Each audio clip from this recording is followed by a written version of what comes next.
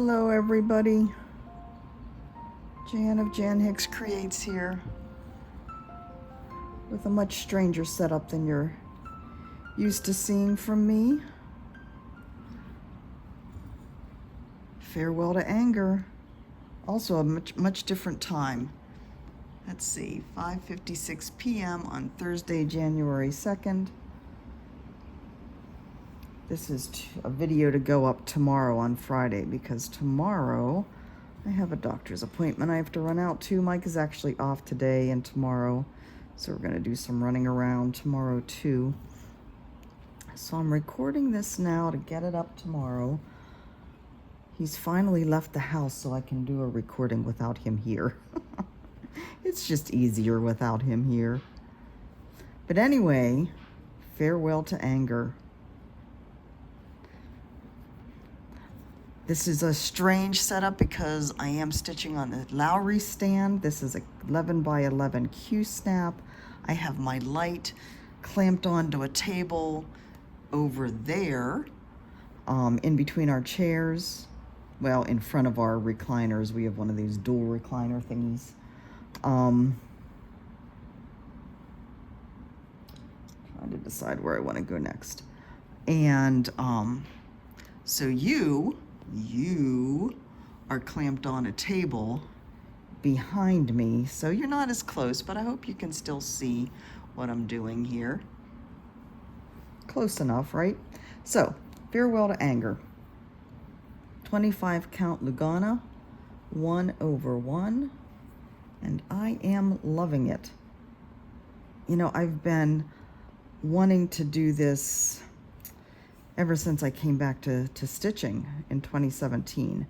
So I am absolutely thrilled to finally be starting this piece. So I know I have a lot of strange little ends. These are all my little away waist ends, either to start or to end a stitch. I'm not turning over my stitching at all to end any threads. I was doing, I saw a video, somebody posted a video on, I believe it was the Full Coverage Cross Stitch site, on how to do a loop start with one thread. And I started doing that, but you end up with the tail underneath the fabric. And I found that no matter how hard I tried, I was not doing a very good job of catching that tail. So I just decided to go, and I don't feel like with the tail that I was necessarily, it wasn't a difference in the amount of thread used from these little away waist knots that I'm doing. A lot of people do them a lot further away and are much more consistent on how they're placed. I'm just doing what makes sense to me, basically. Now I am starting in the upper right corner, and I'm kind of quasi stitching diagonally. I do still like the idea of stitching diagonally. I'm just finding that I think I'm one of those kids that didn't do a very good job coloring between the lines, staying between the lines when I colored, because it just makes more sense to me to kind of follow where the color is. And if it's like, for example, the diagonal is here, but this particular color, there's a huge swatch of it coming down here. And I found as I was finishing up the fractal that it just goes a lot quicker when I can just work in that color and get all that color done in that area. So that's kind of what I'm doing here. I'm not doing extreme cross country or anything, just kind of cross country within and around the diagonal. You know, one of the benefits of stitching diagonally and the, I guess, traditional way of stitching diagonally is to stitch a row of 10 and then stitch a row of 10 and then stitch a row of 10 the whole way down the diagonal.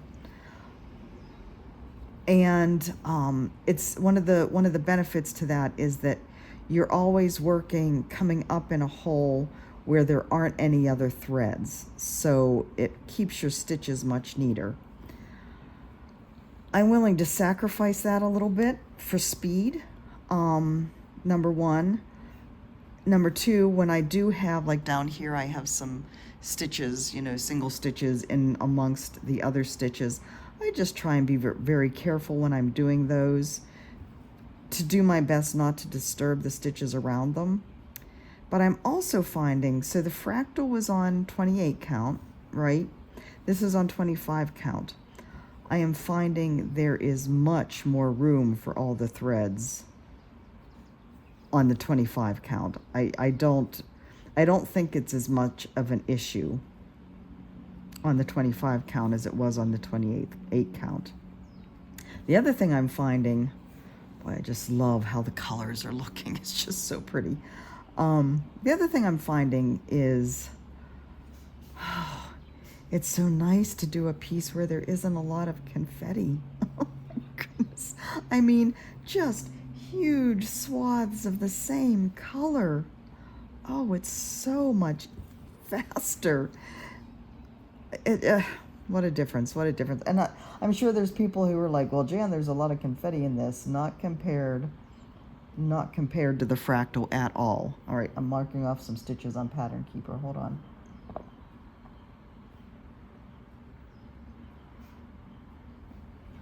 The other thing that the diagonal, the other benefit is that it really helps to helps you keep track, so you're not doing as much searching for stitches or missing stitches either on here, not finding them on your pattern. With Pattern Keeper, all the stitches of a color are highlighted. Let me show you. See that? That's where I'm working. And so there's no searching. You can see exactly where they are.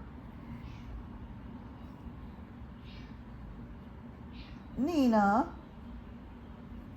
what's wrong? What? Nina's squeaking.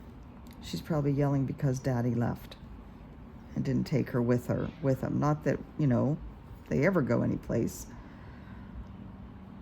But anyway, so with Pattern Keeper, you don't have to worry about searching. You don't have to worry about searching for stitches as much. So that whole issue of, working on the diagonal makes it easier. That's kind of gone too.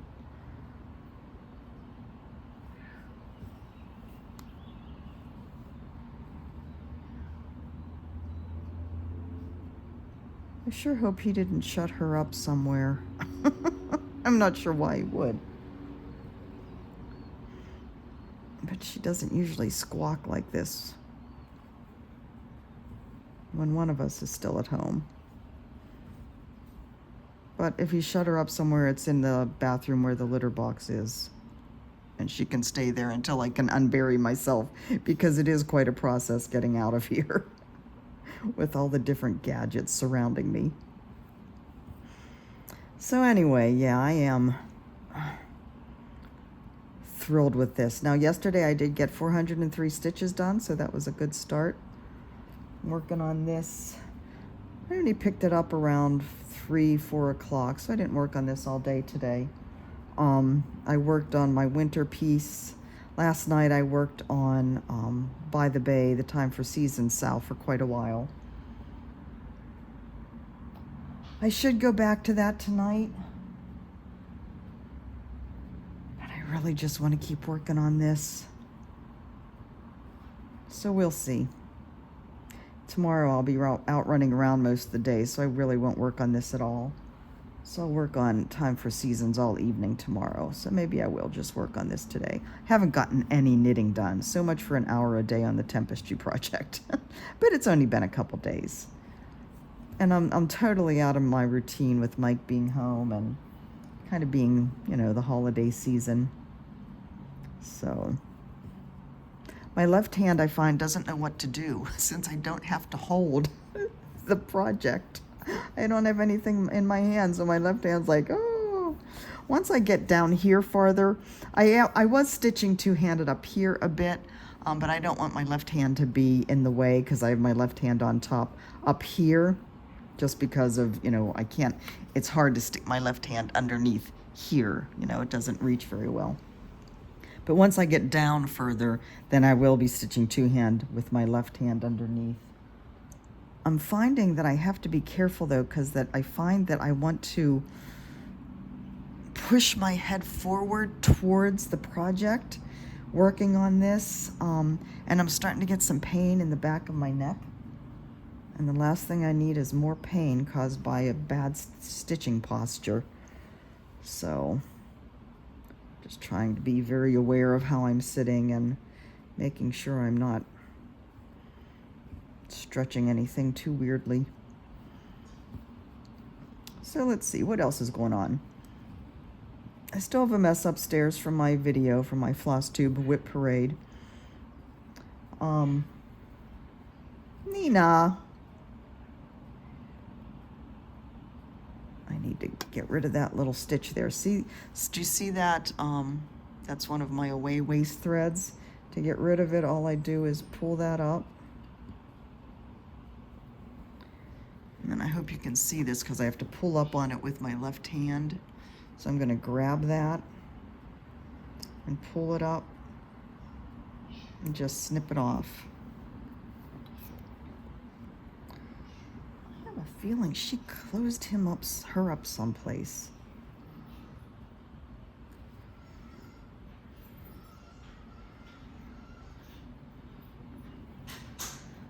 Okay, he's back from his errand now.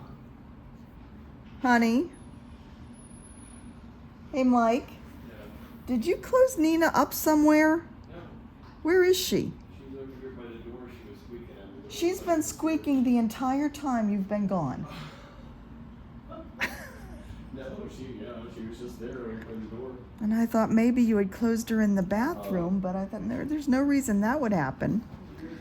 Oh, see, she's fine. She's just wanted to go with Daddy. Spoiled brat. So anyway, I'm talking to them, not you. Oh, hi. Yeah, I still have all the mess upstairs. I've decided, yeah, I had talked about kind of sorting it all out and reorganizing. And what I'm going to do is, before I put anything away, I'm going to like make piles and decide what is going to go with me. So I basically have to have three piles, maybe two. I haven't decided yet. One that is going to go with me, so in my luggage, and then I have to decide if she's still squeaking at him. Daddy, you left me forever. The other two choices I have are whether to put everything else in our household goods, or to put some stuff. We get a, I think it's a $300. I don't know what the word is I'm looking for. Credit to mail stuff to us. So I could put stuff in the mail, and we'll mail it to Phoenix to go into the RV with us. But, you know, I kind of trust the household goods more than I do the mail. I kind of am really reluctant to you know, there's some stuff that I'm not going to part with. It's going to either my current whips or stuff that I just can't stand the thought of putting in the mail or putting in the household goods. And so that will go with me in the luggage. But I'm kind of reluctant to put, I think the Lowry stand has to go in the mail. I don't think I want to put that in the household goods. But, you know, for the most part, we mailed 3 big boxes here, and for the most part, they were okay. There was one that was kind of, had a corner that was kind of ripped open, and I lost a shoe, which, you know, in the great scheme of things isn't a big deal. But if that rip had been in a box that had my stitching and I lost some of my stitching, that would be a big deal. So I'm really reluctant to put my stitching in one of the mailed boxes. So what I'll probably do, what I'm planning on is making a pile for the stuff that I can live without for a while, and it's an indeterminate amount of time. You know, the household goods will take a couple of months from when we ship them to get to San Antonio. We may or may not be in a house by the time they get there, so they may have to go in storage for a while. And so it has to be stuff that, you know, 2-3 months I can live without. And then, yeah, the rest of it I'll just have to decide. I'll just have to decide what I want to do. So I'm kind of putting off. I'll probably spend some time working on that on Sunday. Tomorrow we'll take down the Christmas. Well, not tomorrow. Saturday we'll spend some time taking down all the Christmas stuff. And then Sunday I'll kind of tackle that mess. The stuff that I'm going to put in the household goods, though, I think I'm going to get one of those big plastic bins and just go ahead and pack it all up so that it's packed up and ready to go. And I still need to decide what to do with my yarn. Mike and I talked about putting those in bigger bins. A lot of the smaller bins that I have were pretty crushed. Not crushed, but like corners broken off, lids broken, that kind of thing. So we were talking about whether to get big bins for those. I do like smaller bins so I can kind of have it easier sorted to go through. You know, in a big bin it's harder to go through. So I don't know. Have to figure all that out here in the next month or so.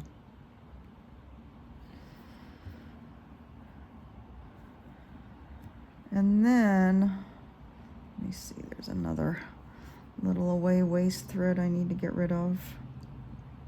The other thing I have to get my brain around, I've gotten several requests over the past, actually since I started doing, you know, the cross-stitch designs from my photos.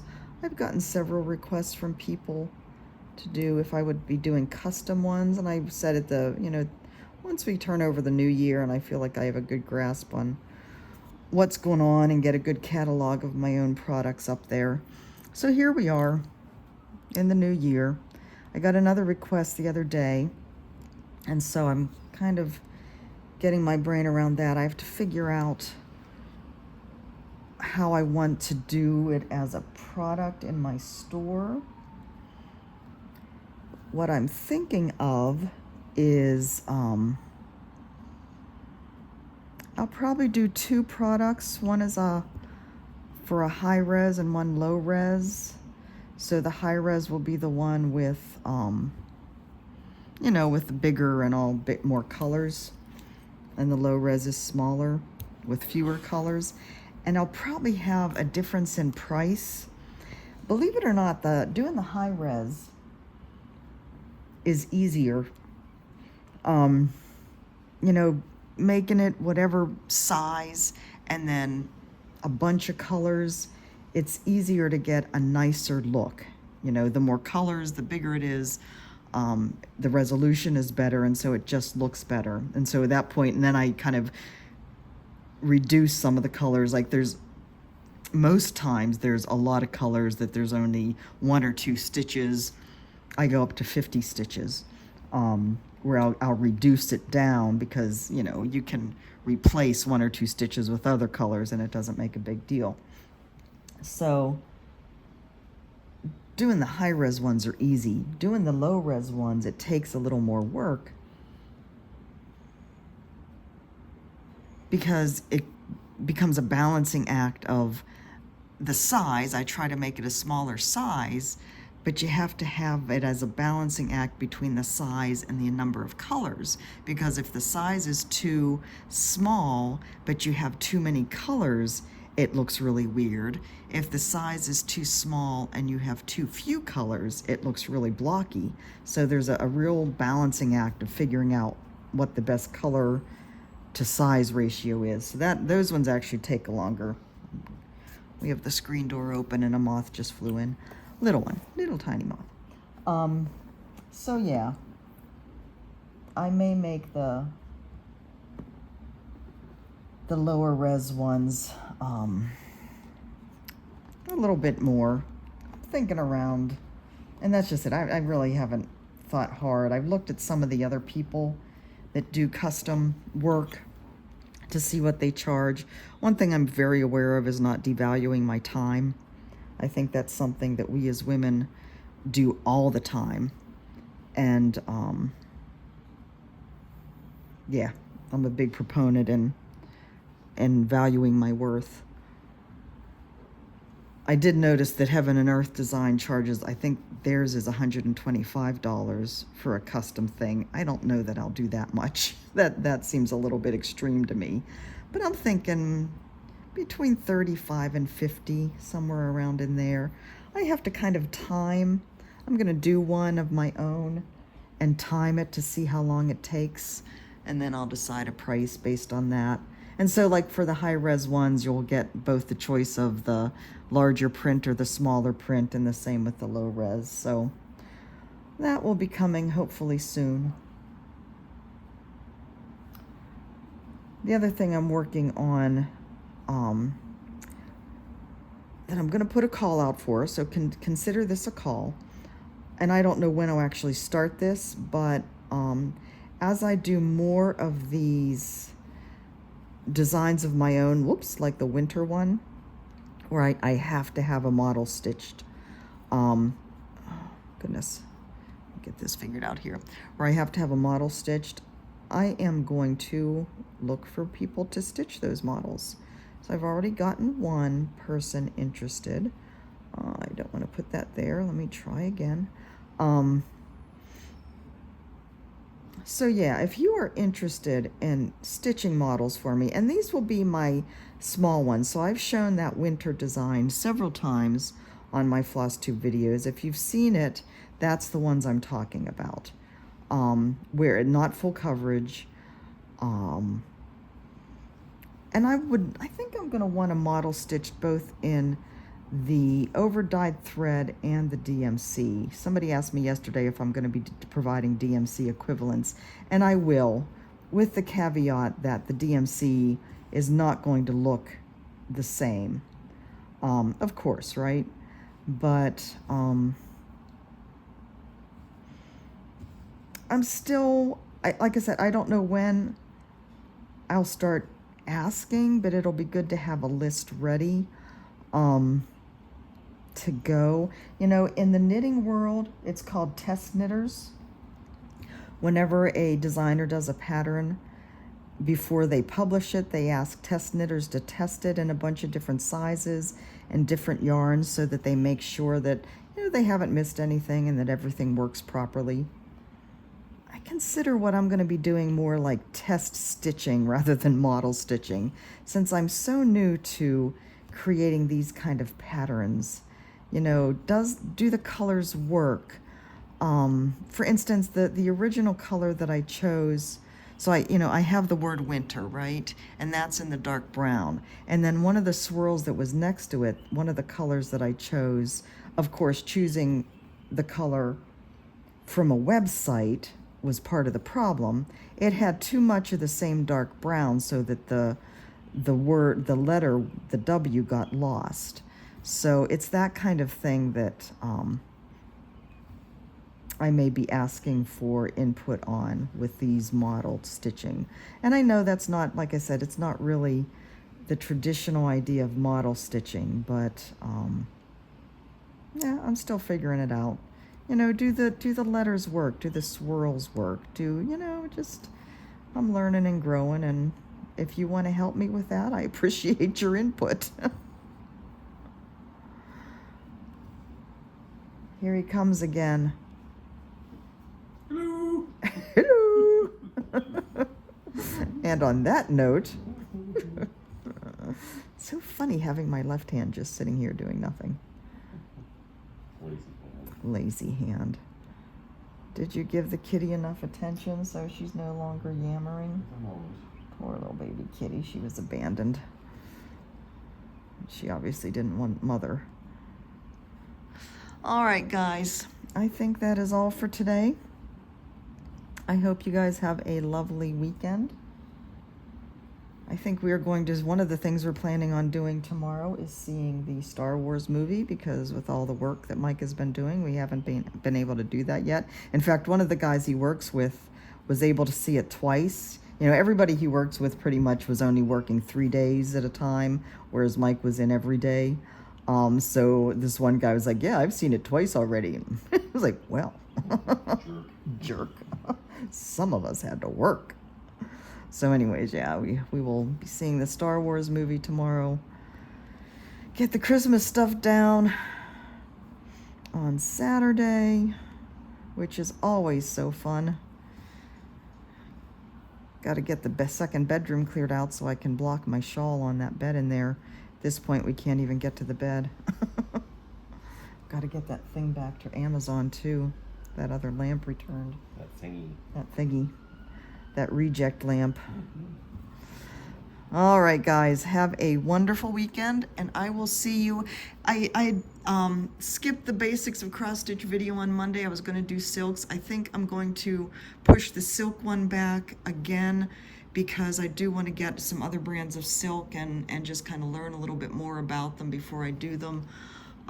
But I am going to wash and iron the my fractal. So I will be doing a video on Monday showing you how to wash your pieces and dry them and iron them, and working with the Shout color catcher to see how that works. So I hope that will be useful for you all. Whoops, I just bumped you. I'm bumping everything because I'm so hemmed in here by all my gadgets. Anyways, guys, have a great weekend, and I will talk to you next week. Bye-bye.